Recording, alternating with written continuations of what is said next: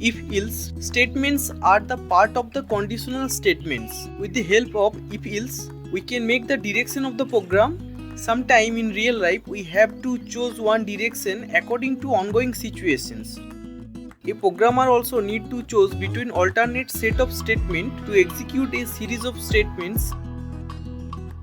If is used to decide whether the statement is true or not. If the value is true, it will execute the block of statement below it, otherwise not.